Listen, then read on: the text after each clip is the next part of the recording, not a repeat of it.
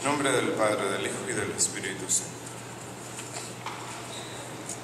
Bien, pues escuchamos en este tercer domingo de Pascua estas palabras de nuestro Señor que dice: dentro de poco no me verán y ustedes se entristecerán y el mundo se alegrará, pero su tristeza se convertirá en una alegría que nadie les podrá quitar. Entonces, nosotros vamos así por el mundo ahora, unos con alegría y otros con tristeza. Lo que pasamos en este mundo con dificultades, ciertamente que no quisiéramos que fueran las cosas así, sino de otra manera. Sin embargo, la diferencia se ve al final, no al principio, sino al final. Hoy por hoy, cuando nos encontramos con otras personas, amigos o familiares, pues de la mayoría de las cosas que hablamos es de cómo nos ha ido, si nos ha ido bien o si nos ha ido mal. Pero muy pocas veces logramos ver la mano de Dios o la providencia de Dios detrás de todas las cosas que nos suceden. Es más, las vidas de nosotros deberían estar marcadas solamente por el agradecimiento, no por el rencor de lo que quisiéramos que sucediera y no nos sucede, sino porque Dios se acuerda de nosotros, simplemente. Entonces, lo que hemos de tener siempre en cuenta entonces es que no hay otro verdadero mal que el pecado. El único mal en este mundo es el pecado. Ese es el verdadero mal, porque todos los otros males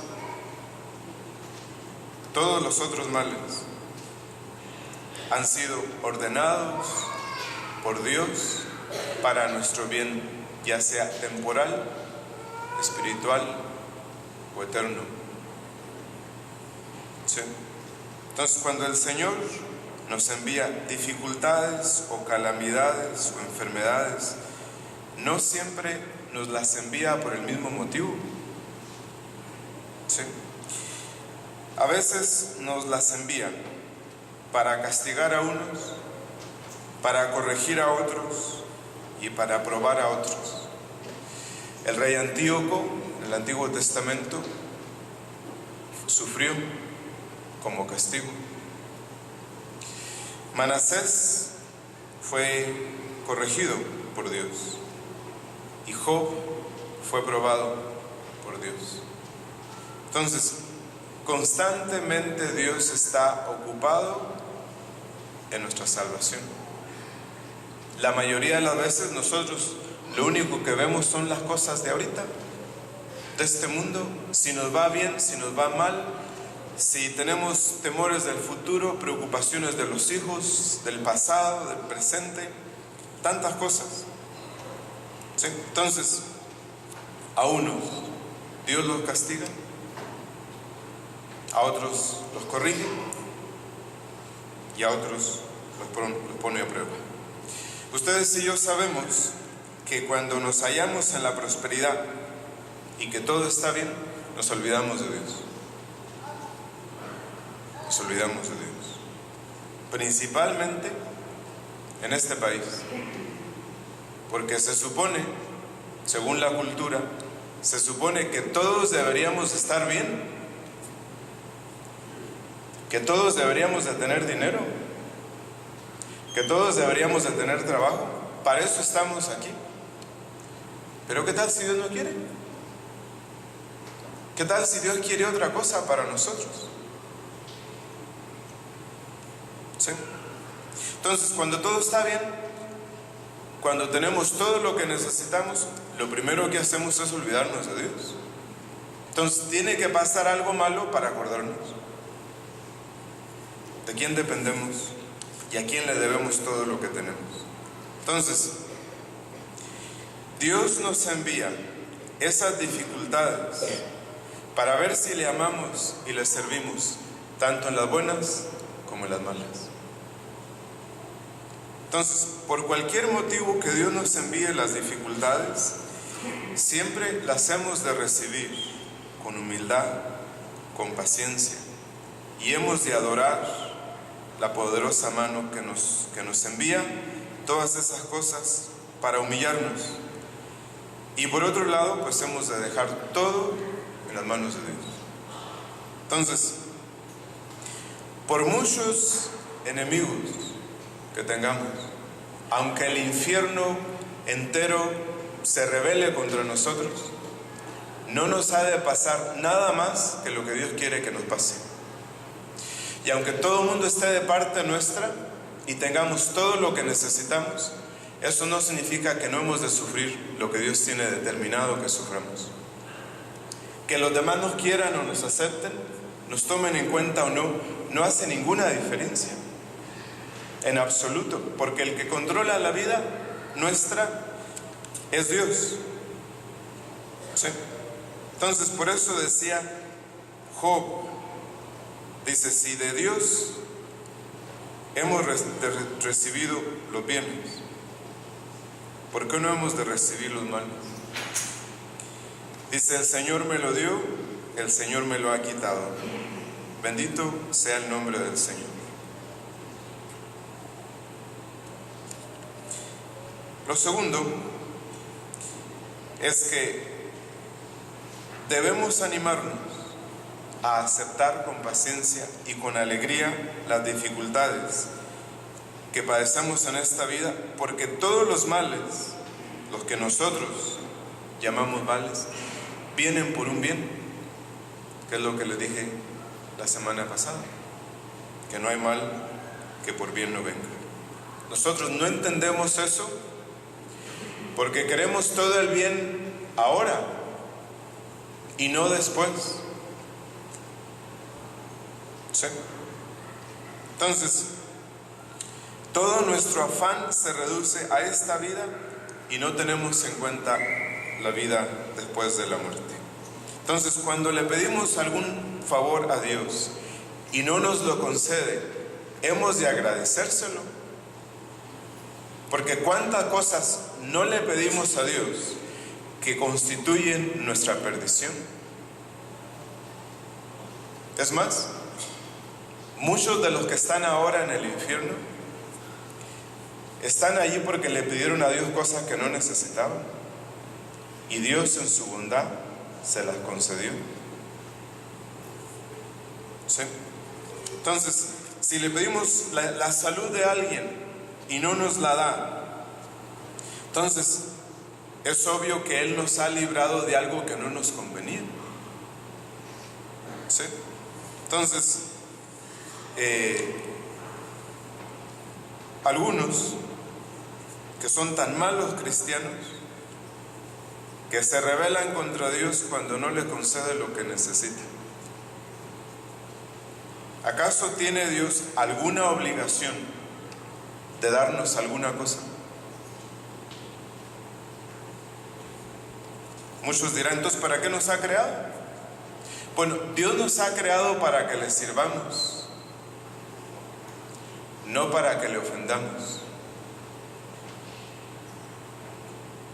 Esa es la diferencia. Y Él está dispuesto a darnos todo lo que necesitamos, siempre y cuando procuremos bien primero el reino de Dios. Dice, por eso Él, busquen primero el reino de Dios y su justicia, y todo lo demás se les dará. Entonces, si nosotros primero, en vez de servirlo, lo ofendemos, Él no está bajo ninguna obligación de cumplir con su promesa. ¿Sí? Entonces, por el pecado nosotros hemos perdido todo derecho a los bienes de este mundo y del otro. ¿Sí? Después del pecado original, ya no tenemos derecho más que a castigo. ¿Sí? Si nos da de comer, si nos da el aire que respiramos, nos lo da por pura gracia, pero no nos lo debe a nadie de nosotros. ¿quién podría obligarlo a Él a hacer lo que hace por nosotros cuando ya ha hecho suficiente al no permitir que ahorita en este mismo momento estuviéramos en el infierno? ¿Sí? Entonces,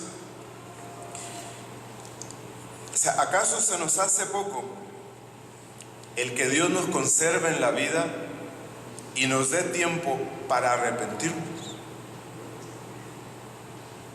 Y en vez nosotros de aprovechar el tiempo para arrepentirnos, para hacer penitencia por nuestros pecados, para enmendarnos, lo utilizamos para ofenderlo. ¿Qué podemos nosotros esperar? ¿Sí? Entonces, Él es el dueño de nuestra vida. En su mano están todos los acontecimientos de nuestra vida. Y si no nos ha tratado como lo merecemos, eso ya es suficiente motivo para darle gracias toda la vida. Porque a nadie de nosotros, aquí en esta iglesia ahorita, no hay ninguno que haya sido tratado como se merece por Dios. ¿Sí? Entonces, si acaso Él nos castiga en esta vida con alguna dificultad, pues lo hemos de agradecer, porque es señal de que Él quiere que vayamos a donde está Él. ¿Sí? Entonces, muchos dirán, bueno, pues que castigue a los malos. ¿Y quiénes son los buenos? ¿Quién de nosotros está sin pecado? Nadie de nosotros ha dicho, yo no he cometido ningún pecado, porque en este mundo solo una persona puede decir eso, la Santísima Virgen. ¿Sí? De ahí para allá, incluso los más grandes santos han tenido que ser castigados y purificarse de todas sus faltas y pecados. ¿Sí? Entonces, aún y cuando solo tuviéramos las consecuencias del pecado original, eso sería suficiente para que Dios no se acordara de nosotros. ¿Sí? Entonces, ¿por qué nos hemos de quejar de Dios en nuestras desgracias y trabajos, cuando en realidad nos está haciendo un favor? ¿Sí? Entonces, si nosotros queremos pacificar a Dios, aplacar la ira divina, lo único que hemos de hacer es humillarnos en su presencia y llevar con mucha paciencia y humildad las penalidades y miserias de esta vida, que son siempre consecuencia del pecado.